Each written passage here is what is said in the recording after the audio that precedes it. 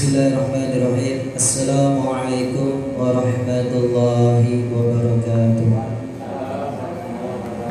Alhamdulillah wa bihi nasta'in ala Rasulillah wa ala alihi wa sahbihi wa mawala. La hawla wa la quwwata illa billah, amma ba'd. Qala Allah ta'ala fi kitabihil karim. A'udzu billahi minasy syaithanir rajim. Bismillahirrahmanirrahim. Rabbi shrah li sadri wa yassir li amri wahlul 'uqdatam min lisani yafqahu qawli. Al-ayat. Subhanallahul azim. Pertama-tama marilah kita panjatkan puji syukur kehadirat Allah Subhanahu wa taala atas limpahan rahmat dan hidayahnya serta inayahnya, sehingga kita semua masih diberi nikmat sehat, iman dan Islam, sehingga kita semua masih bisa menjalankan aktivitas sehari-hari dan bisa berkumpul dalam rangka acara yaitu diseminasi pemahaman budaya positif pada hari ini. Yang kedua, sholawat serta salam senantiasa kita curahkan pada junjungan Nabi besar kita Nabi Muhammad sallallahu alaihi wasallam. Mudah-mudahan kita semua besok di hari kiamat mendapatkan syafaatnya. Amin amin Allahumma ya rabbal alamin. Yang terhormat Bapak Kepala UPTD SDN 1 Pasekan, yang terhormat Bapak Ibu Guru, yang terhormat Melagat Terdis dari UPTD SDN 1 Pasekan yang saya muliakan. Alhamdulillah, pada kesempatan pagi hari yang cerah ini, saya selaku pembawa acara akan menyampaikan susunan acara untuk mempersingkat acara ini. Mudah-mudahan acara yang akan kita jalankan berikan kelancaran. Amin Allahumma ya rabbal alamin. Baiklah, saya akan bacakan susunan acara yang pertama, yaitu 1. Pembukaan. Baiklah, untuk mempersingkat waktu, marilah kita buka acara di pagi hari ini dengan bacaan basmalah. Bismillahirrahmanirrahim. Terima kasih kami sampaikan kepada Bapak Kepala Universitas atas nasihat dan sambutannya. Baiklah, menginjak acara selanjutnya, yaitu acara yang ketiga, acara inti materinya diseminasi pemahaman budaya positif yang akan disampaikan oleh Ibu Tin Supini, CGP, calon guru penggerak angkatan 7 Kabupaten Indramayu. Pada beliau waktu dan kami mempersilakan.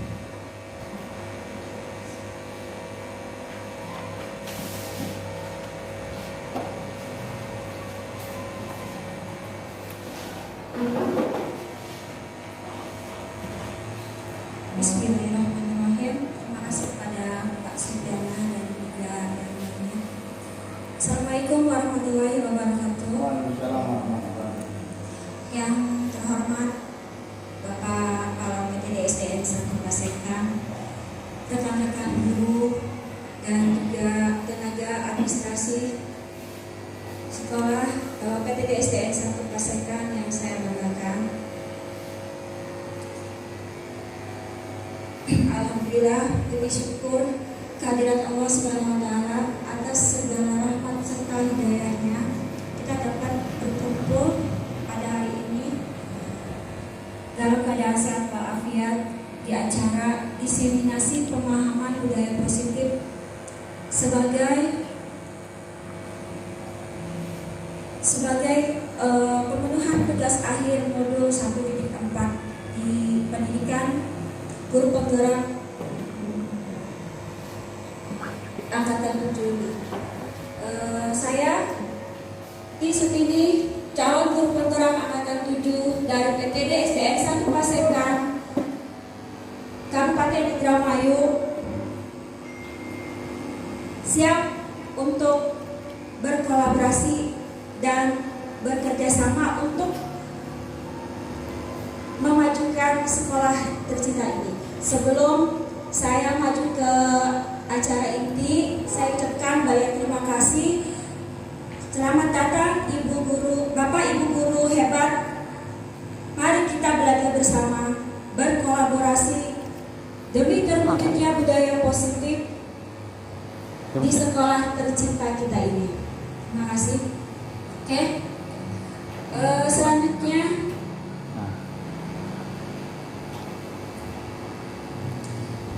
di sini ada di modul 1.4 ini ada konsep utama, antara lain ada paradigma belajar, disiplin positif, kebutuhan dasar manusia, motivasi perilaku manusia, posisi kontrol restitusi, keyakinan kelas, dan segitiga restitusi. Yang pertama, ada pembelajaran dengan paradigma baru. Pembelajaran dengan paradigma baru merupakan pembelajaran yang berorientasi pada penguatan kompetensi, yang berorientasi pada dan pengembangan nilai karakter yang relevan dengan Pancasila. Pembelajaran paradigma baru diharapkan akan bisa lebih baik dari konsep pembelajaran sebelumnya. Pembelajaran paradigma baru merupakan pembelajaran yang berpusat pada murid, yang mana setiap murid belajar sesuai dengan kebutuhan dan tahap perkembangannya. Pada dahulu pembelajaran masih berpusat kepada guru ya Pak Bu. Nah sekarang dengan adanya pembelajaran berdiferensiasi, pembelajaran sekarang berpusatnya pada murid sesuai dengan karakter atau keinginan anak. Jadi tidak monoton hanya di guru saja, tidak harus murid itu menurut kepada gurunya saja.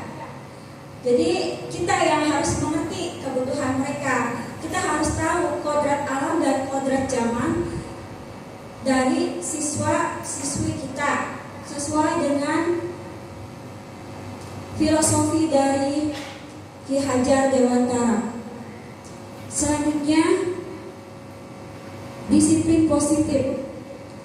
Mendengar kata disiplin, apa yang kira-kira terlintas dari benak kita, Bapak Ibu? Barangkali ada yang bisa menjawab tentang disiplin, gambarannya bagaimana itu? Ketaatan. Terus apalagi? Taat waktu.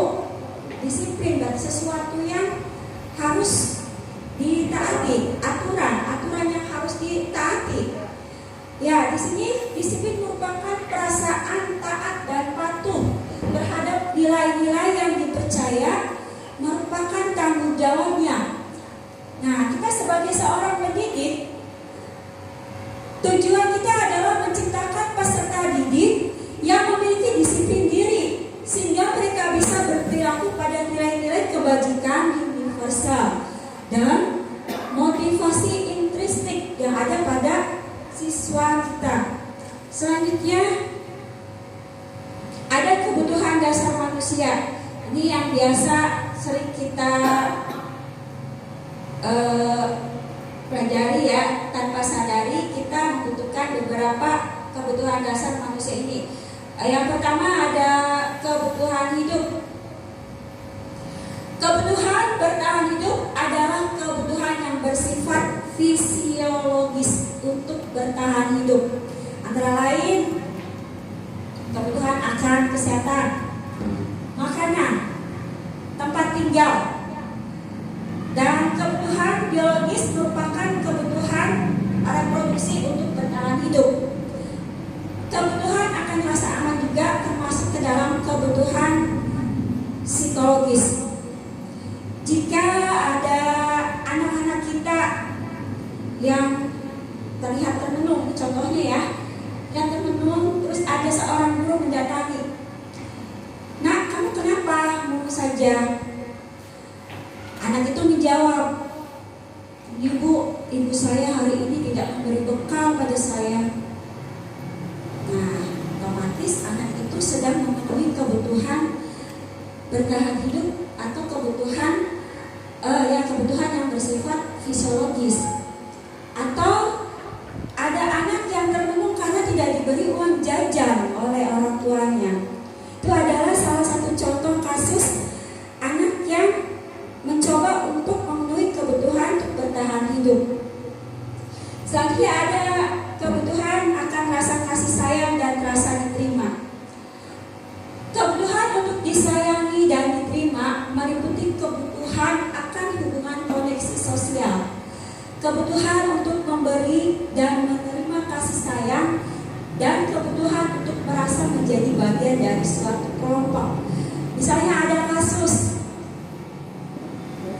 ada seorang anak yang iseng sekali menjahili teman-temannya, mengambil barang-barangnya.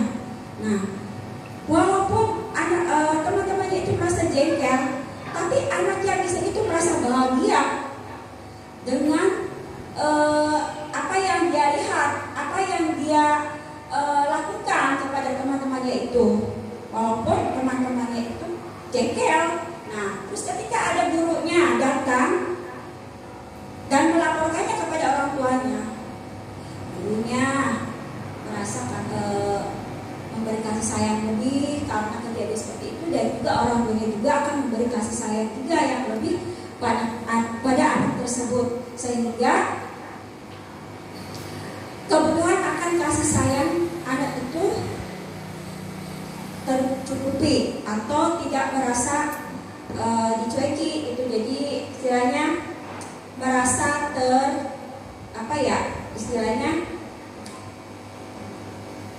tidak dicueki lah. Jadi mungkin ada anak yang suka caper kayak gitu, jadi mencari kasih sayang dari orang lain, mungkin dari keluarganya kurang atau tidak begitu diperhatikan.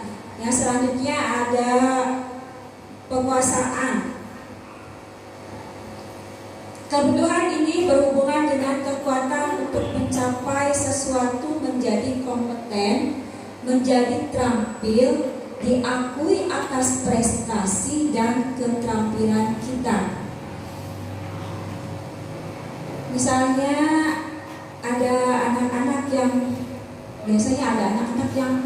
seperti ini biasanya selalu ingin menjadi seorang pemimpin, selalu mencoba apa yang ada hal-hal yang baru, selalu pengen mencobanya.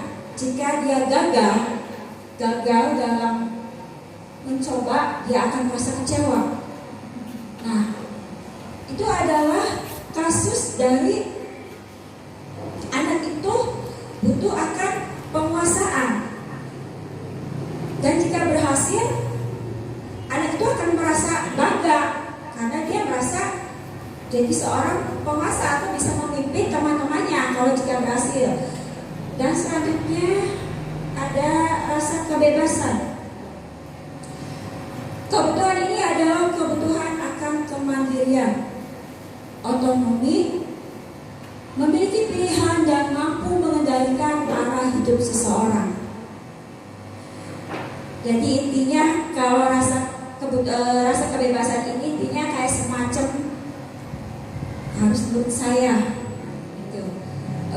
Saya merasa bangga kalau ada orang-orang yang mengikuti apa yang saya inginkan, seperti itu. Dan selanjutnya ada kebutuhan kesenangan. Kebutuhan akan kesenangan adalah kebutuhan untuk mencari kesenangan, bermain dan tertawa.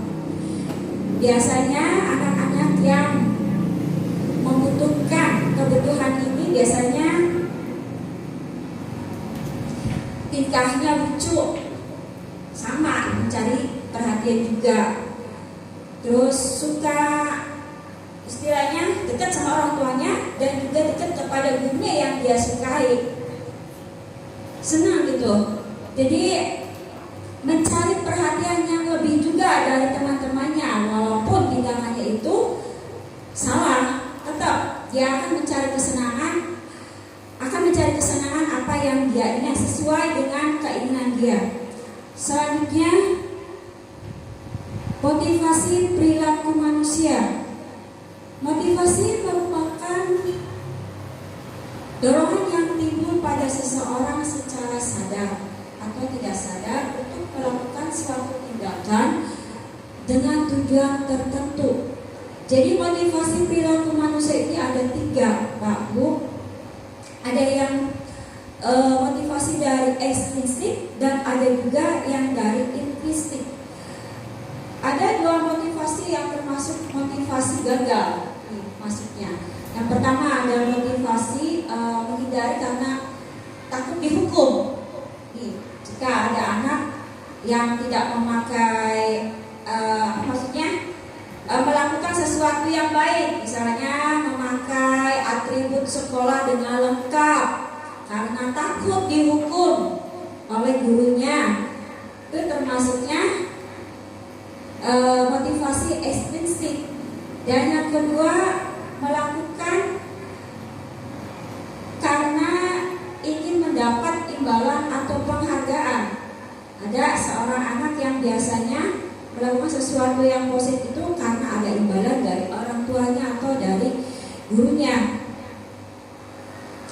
Itu adalah termasuk ke dalam motivasi ekstrinsik juga.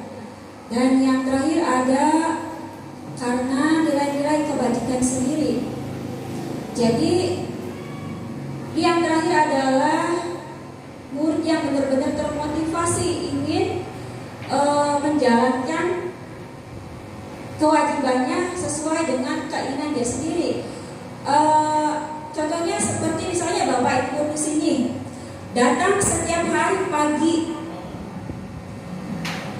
itu motivasinya karena ingin dapat imbalan atau penghargaan, atau karena takut dihukum, atau karena emang karena memang ada dari diri sendiri, kasihan sama anak gitu, atau karena memang ya suatu kewajiban yang harus dijalankan. Biasanya Bapak Ibu apa ini dari tiga motivasi ini biasanya apa nih? Apakah karena hukuman datang lebih pagi misalnya? Ayah saya ingin datang lebih pagi karena saya takut kepala sekolah ngomong, takut ditegur sama kepala sekolah. Ataukah karena ingin mendapat imbalan karena kepala sekolah selalu mengiringi imbalan atau penghargaan yang baik, misalnya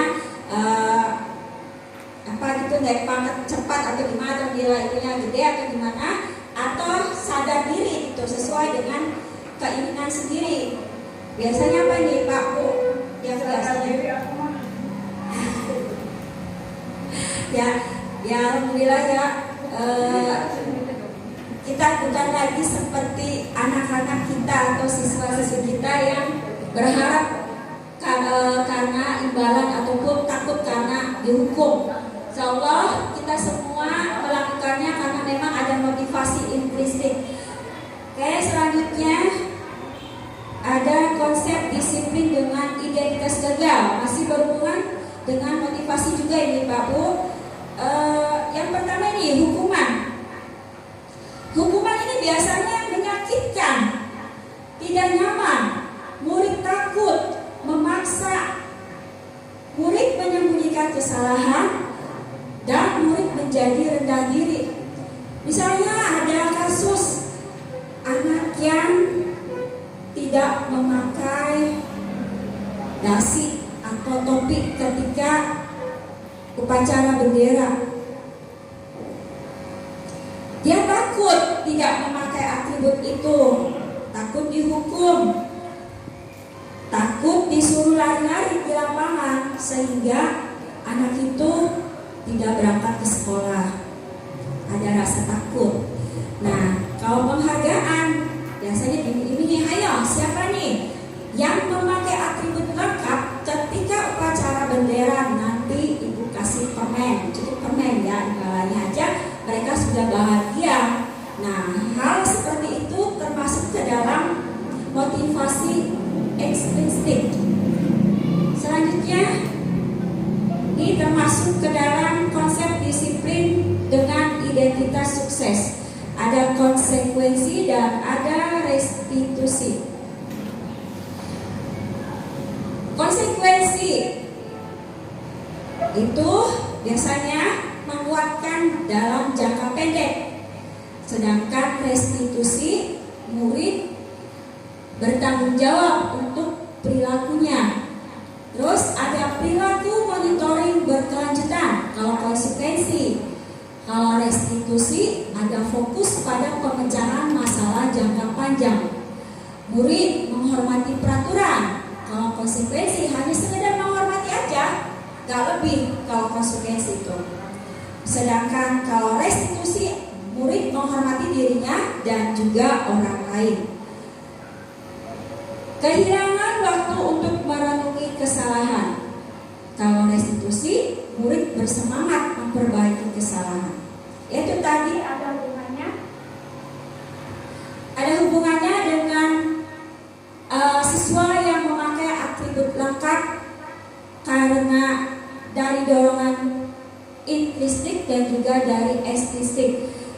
Kalau konsekuensi memakai atribut lengkap itu istilahnya karena hanya sebagai peraturan saja, istilahnya dipakai atributnya kan wajib. Nah kalau memang restitusi kan beda lagi pemahamannya. Saya kan sekolah hari Senin upacara bendera, masa nggak pakai topi, nggak pakai sepatu, nggak pakai dasi, nggak pakai rompi, itu kan istilahnya sudah ada nilai-nilai kebajikan dari diri anak tersebut. Nah, selanjutnya kita lanjut ke konsep disiplin pendekatan restitusi. Ini ada pengertian dari restitusi. Restitusi ya tadi baru contoh ya Pak Bu istilahnya kita di awal. Yang sini ada pengertiannya. Pengertian dari restitusi adalah proses menciptakan kondisi bagi murid untuk memperbaiki kesalahan mereka sehingga mereka bisa kembali pada kelompok mereka dengan karakter yang lebih kuat. Johnson 2004. Ciri-cirinya dari restitusi adalah bukan untuk menebus kesalahan, namun belajar dari kesalahan. Terus memperbaiki hubungan tawaran, bukan paksaan. Menuntut untuk melihat ke dalam diri, mencari kebutuhan dasar yang mendasari tindakan, fokus pada karakter dan menguatkan, dan ada solusi. Ini yang tadi contoh dari anak yang tidak memakai atribut lengkap. Kalau konsekuensi hanya sekedar memakai atribut lengkap itu hanya sekedar pelengkap sebagai sebagai pelengkap sebagai aturan lah istilahnya. Kalau restitusi itu lahir dari diri anak tersebut. Saya seorang pelajar, saya harus berpakaian rapi dengan memakai atribut yang lengkap. Saya harus memakai sepatu dengan rapi, memakai dasi, memakai topi ataupun seragam sesuai dengan harinya. Selanjutnya ada perbedaan hukuman, konsekuensi, restitusi. Yang pertama ada hukuman. Kalau hukuman itu guru menghukum siswa tersebut, ini contoh kasus dari anak yang tidak mengerjakan PR. Kasusnya, kalau hukuman, guru menghukum siswa tersebut dengan hormat bendera selama 10 menit, suruh berdiri aja sambil hormat. Terus kalau konsekuensi, guru memberikan konsekuensinya untuk mengerjakan PR 3 kali lipat. Sedangkan restitusi, guru menanyakan keyakinan kelas atau dirinya dan membantu masalahnya. Kenapa dia tidak mengerjakan PR? Masalahnya kenapa? Apakah dia lupa? Apakah dia ada kegiatan lain? Ataupun karena alat tulisnya yang tidak ada? Itu termasuk ke dalam restitusi. Kalau hukuman, biasanya guru marah dan murid menjadi takut. Sedangkan konsekuensi, guru tegas dan murid menghormati peraturan.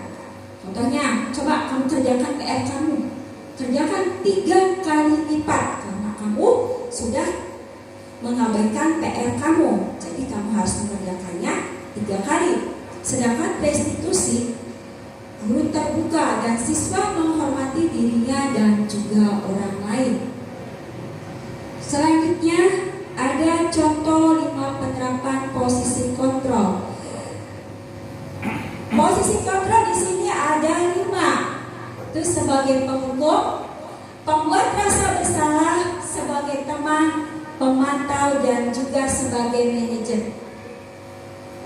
Ini sebagai penghukum, contohnya kalimatnya itu patuhi aturan sekolah, lalu berdiri di depan barisan. Itu adalah kata-kata yang biasa dilontarkan sebagai penghukum. Yang kedua ada pembuat rasa bersalah. Berapa kali bu guru harus memberitahu kamu, bu guru kecewa sama kamu. Itu adalah contoh kalimat dari pembuat rasa bersalah. Biasanya siswanya juga akan ketakutan dan merasa kecewa kalau gurunya berbicara seperti itu.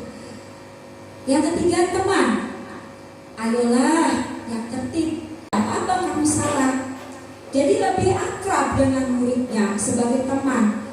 Ngomongnya juga deket-deketan, terus sambil menatap, ya seperti hati seorang teman dekat guru dengan siswanya.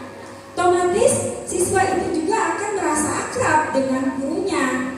Tapi negatifnya siswa itu akan menurut pada guru tersebut, tidak dengan guru yang lain. Dengan guru yang lain tentu tidak akan menurut, karena dengan beda bahasa mungkin beda lagi. Yang selanjutnya ada pemantau.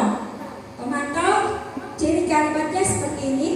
Kamu sudah melanggar, apa peraturan dan konsekuensinya? Ini biasanya muridnya lumayan mikir gitu, Pak, serba salah juga. Dan yang kelima ada seorang manajer. Ini adalah posisi kontrol yang cukup bijaksana menurut saya ya. Ini kalimatnya, apakah kamu tahu kesalahan? Kira-kira bagaimana kamu akan memperbaiki kesalahan ini? Mikir si murid akhirnya. Oh iya bu, saya tahu. Saya tidak mengerjakan PR.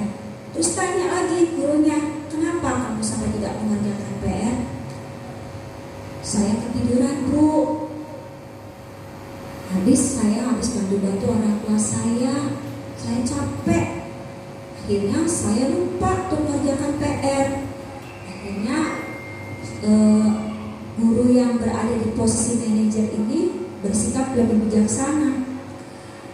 Oke, kamu masih ingat keyakinan kelasnya apa? Kamu tidak akan mengulangnya lagi kan? Nah, akhirnya murid dengan guru ini saling bertukar pendapat bagaimana cara menyelesaikan PR itu agar si anak tidak mengulangi lagi kesalahan yang pernah dia perbuat. Selanjutnya ada keyakinan kelas. Ibu ada contoh dokumentasi saya waktu pas membuat keyakinan kelas. Keyakinan kelas ya, ini mengapa keyakinan kelas bukan peraturan kelas ini.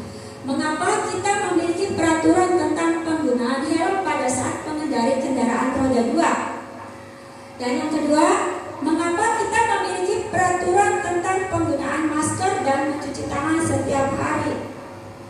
Kenapa Pak Bu kita harus memakai helm ketika mengendarai sepeda motor? Mengapa? Keselamatan. Dan mengapa kita harus memakai masker dan mencuci tangan setiap saat? Untuk apa? Ya, jaga kesehatan dan juga keselamatan. Sama dengan keyakinan kelas juga.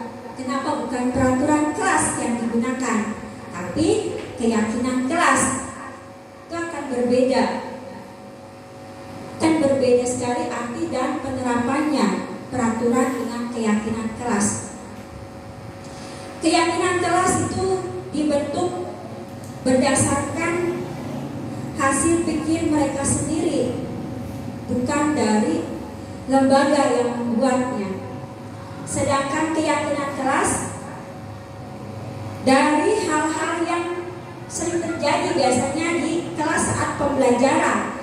Misalnya ada anak yang telat datang ke sekolah, masuk ke sekolah jam 7, ada anak yang datang lebih dari jam 7.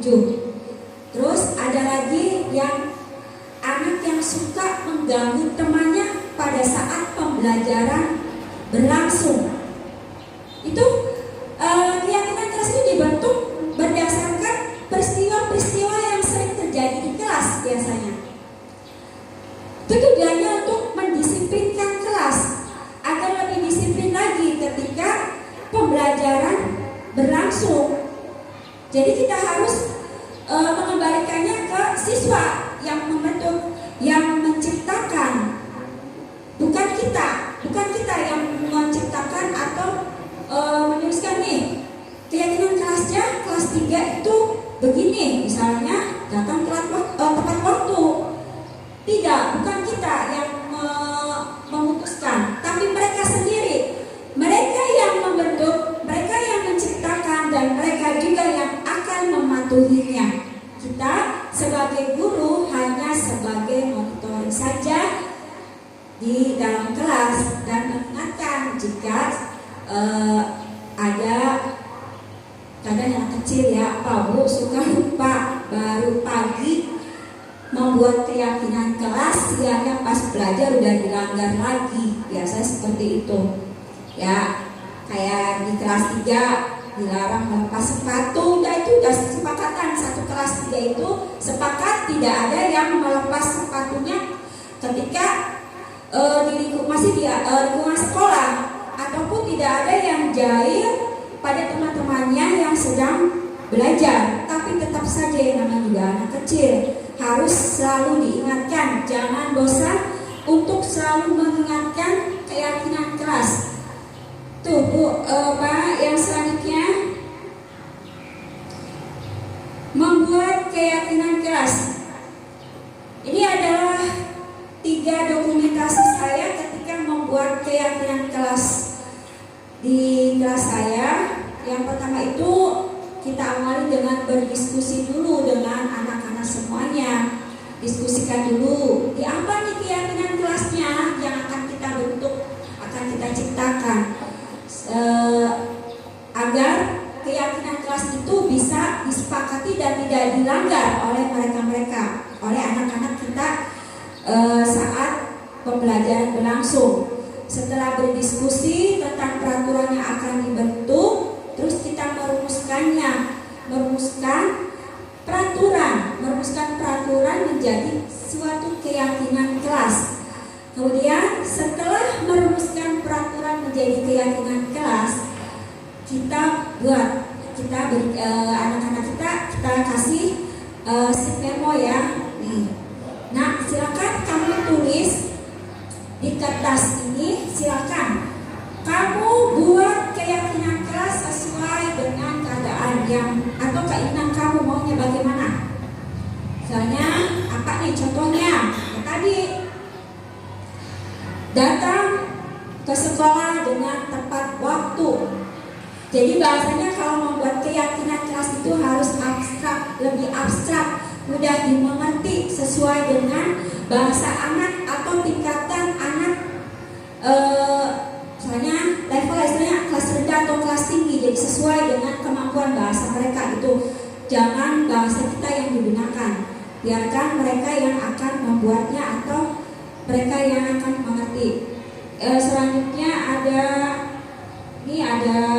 tadi pembentukan keyakinan kelas ya, itu lebih abstrak, lebih pernyataannya lebih universal berupa pernyataan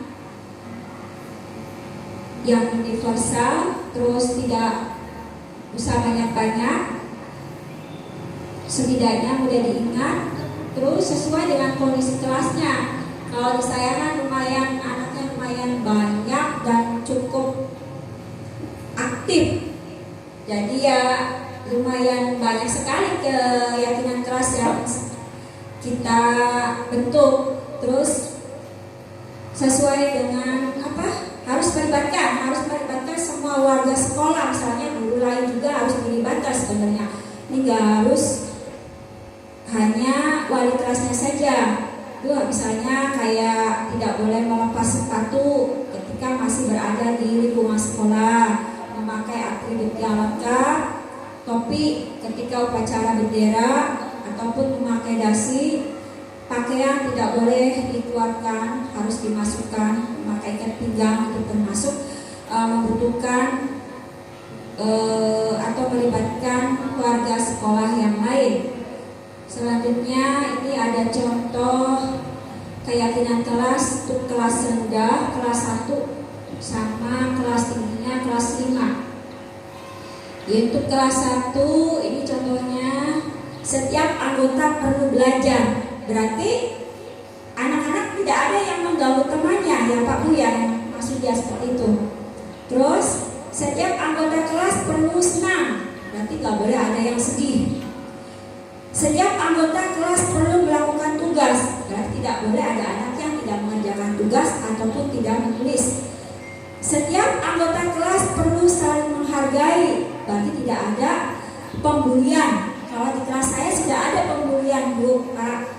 Kalau di kelas 3 itu kemarin sudah saya panggil, ternyata emang satu anak hampir setengah kelas membuli ya. Tuh. Terus selanjutnya setiap anggota kelas perlu merasa aman, tidak ada yang saling membuli ataupun disakiti. Tuh. Terus selanjutnya untuk kelas tinggi, contohnya selalu bersikap positif. Beda lagi tingkatannya kalau sudah kelas 5. Selanjutnya senantiasa menjadi diri yang terbaik, berarti berusaha untuk belajar lebih baik kalau ini. Selanjutnya ada percaya dan menghormati orang lain serta barang miliknya. Tidak boleh ada yang mengambil selain miliknya sendiri kayak pencuri. Berkomitmen dalam setiap tugas. Dan yang terakhir ada senantiasa membantu. Tidak ada yang hanya senang dengan dirinya sendiri, saling membantu. Kalau ada anak yang merasa kesusahan, mungkin ada alat tulis yang tidak ada karena uangnya tidak ada, jadi diam aja karena mau belajar. Dengan ada keyakinan kelas tersebut, anak-anak bisa saling membantu, saling mengerti dan saling menyayangi. Dan selanjutnya segitiga restitusi. Segitiga restitusi dengan restitusi itu berbeda ya Pak Bu. Di sini restitusi ini dikembangkan oleh pakar pendidikan Diane Johnson yang berasal dari kontrolnya Dr. William Glasser. Segitiga restitusi ini adalah suatu proses dialog yang dijalankan oleh guru atau orang tua agar dapat menghasilkan murid yang mandiri dan bertanggung jawab. Ini biasanya untuk menyelesaikan suatu masalah yang serius. Tahapannya yang pertama itu ada menstabilkan identitas. Menstabilkan identitas ini pertama ada berdasarkan prinsip membuat kesalahan dalam bagian dari proses pembelajaran. Selanjutnya berperan menggeser identitas murid dari identitas gagal ke identitas sukses. Jangan mengkritik murid yang sedang mengalami identitas gagal. Pengajuan pertanyaannya antara lain ada 5. Membuat kesalahan sesuatu yang wajar. Manusia tidak ada yang sempurna. Kita bisa memperbaiki masalah ini. Saya tidak menanyakan kesalahannya, tetapi fokus memperbaiki masalah ini. Apakah saat ini kamu tengah menjadi orang yang baik untuk dirimu sendiri? Itu awal atau sisi pertama menstabilkan identitas ketika kita akan menyelesaikan suatu masalah. Yang kedua, ada validasi tindakan yang salah. berdasarkan prinsip setiap perilaku berupaya memenuhi suatu kebutuhan tertentu. Guru akan bergeser dari pemikiran stimulus respon menjadi proaktif. Mengenali dan mengakui kebutuhan murid ini dapat memperbaiki hubungan dengan murid. Pernyataan atau pertanyaan disampaikan dengan nada suara tidak menghakimi atau memojokkan. Contohnya, kamu bisa saja bertindak lebih gegabah dari ini, bukan? Kamu bukan melakukannya tanpa suatu alasan tertentu. Kamu melakukannya karena mempertahankan sesuatu yang penting bagimu. Mungkin kamu bisa mempelajari suatu perilaku baru yang lebih efektif. Bersediakah kamu mempelajarinya? Jadi kita benar-benar sebagai seorang manajer di sini, sebagai orang tua juga, tidak hanya sebagai guru ataupun sebagai penghukum ataupun pemantau. Ini lebih bijaksana sifatnya. Selanjutnya di sisi 3 ada menanyakan keyakinan. Teori kontrol menyatakan bahwa pada dasarnya kita termotivasi secara intrinsik saat perilaku telah divalidasi dan identitas sukses telah stabil, maka murid telah siap. Mengaitkan keyakinan dengan tindakannya yang salah. Jadi diingatkan, kamu ingat keyakinan kelasnya apa? Nah, setelah dia ingat, dia akan menyampaikan, iya Bu, saya ingat. Adapun ajukan pertanyaannya tadi, sebagai keluarga atau kelas apa yang kita yakini. Ingat-ingat nilai-nilai apa yang telah kita sepakati. Seperti apa gambaran sebuah kelas yang ideal bagi kamu. Kamu ingin menjadi orang seperti apa? Karena ada anak yang benar kasus ini. Nah, ada anak yang masalahnya sebenarnya sepele, saling mengejek, saling memanggil-manggil orang tuanya. Biasanya yang lagi viral sekarang kasusnya itu dari kelas 1 mungkin sampai kelas 6 hampir sama kasusnya seperti itu. Saling mengejek, memanggil-manggil nama bapaknya biasanya seperti itu. Jadi kita selesaikan dengan cara segitiga restitusi. Tidak lupa selalu mengingatkan keyakinan kelasnya apa, biar mereka tahu apa yang harus mereka lakukan. Segitiga restitusi ini tidak perlu digunakan secara bertahap dari awal sampai 3. Kalau masalahnya itu tidak serius, kalau masalahnya hanya sekedar berebut makanan, tidak perlu menggunakan segitiga restitusi. Hanya penjelasannya lewat penyampaian yang sederhana saja. Kemudian ada hal-hal yang perlu diperhatikan dalam segitiga restitusi. Antara lain, perilaku yang salah perlu dikaitkan dengan nilai-nilai atau keyakinan-keyakinan yang telah disepakati. Tadi ada hubungannya keyakinan kelas dengan segitiga restitusi ini, ada hubungannya biar kita bisa mengingatkan jika ada siswa kita yang berbuat yang tidak diinginkan. Terus kesediaan orang yang melakukan kesalahan untuk memperbaiki masalahnya. Pemecahan masalah sebisa mungkin relevan atau memiliki hubungan dengan masalah yang ada. Perlu adanya suatu usaha perbaikan dari pihak yang berbuat kesalahan dan perlu didedikasikan waktu dari pihak yang berbuat kesalahan. Tanyakan kapan akan mulai diberlakukan usaha untuk memperbaiki masalah. Jadi hal-hal yang perlu diperhatikan itu ketika masalahnya terjadi, kita panggil anaknya, tanyakan, kita pertemukan. Misalnya ada 2 orang anak yang bermasalah, itu tadi seperti saling mengejek nama orang tuanya, kita pertemukan alasannya kenapa. Terus bagaimana? Apakah mereka itu senang dengan kejadian seperti itu? Kita selalu mengingatkan keyakinan ataupun nilai-nilai kebajikan yang harus disepakati. Ya, selanjutnya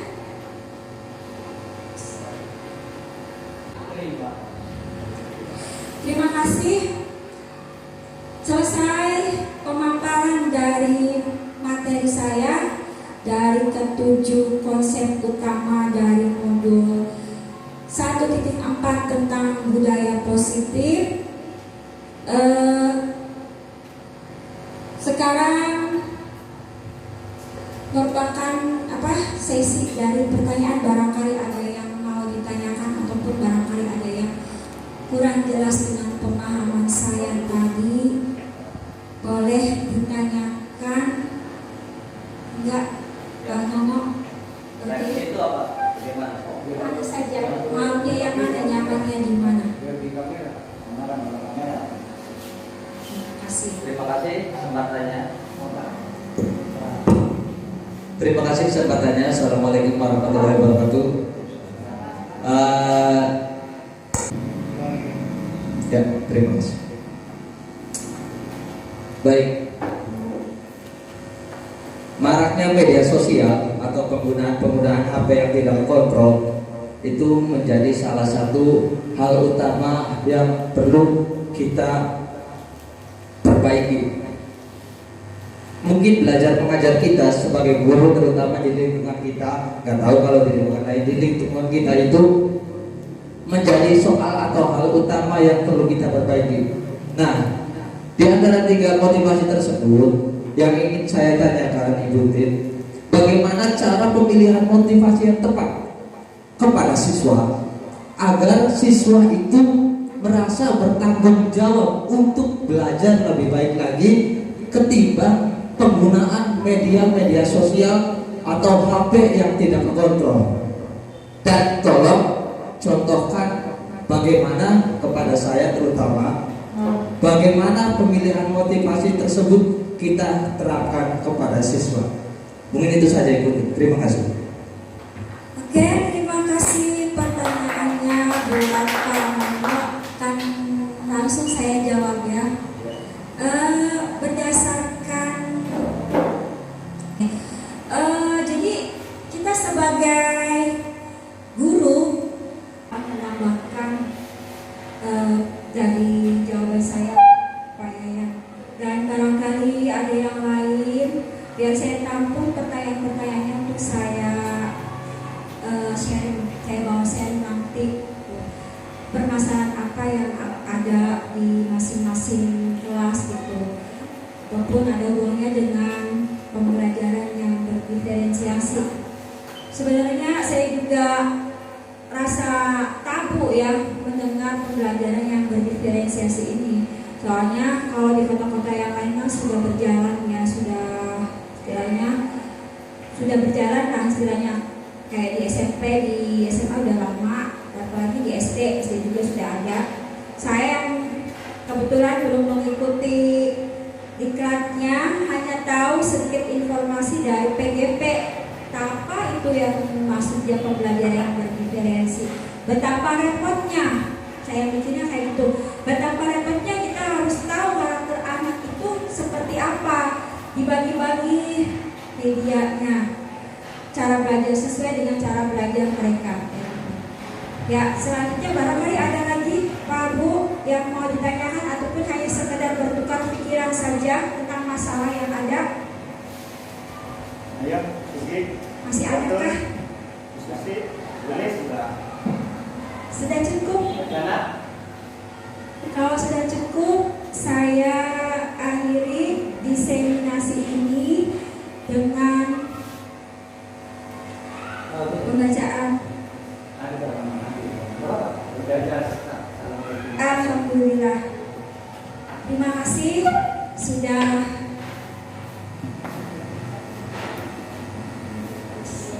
kasih sudah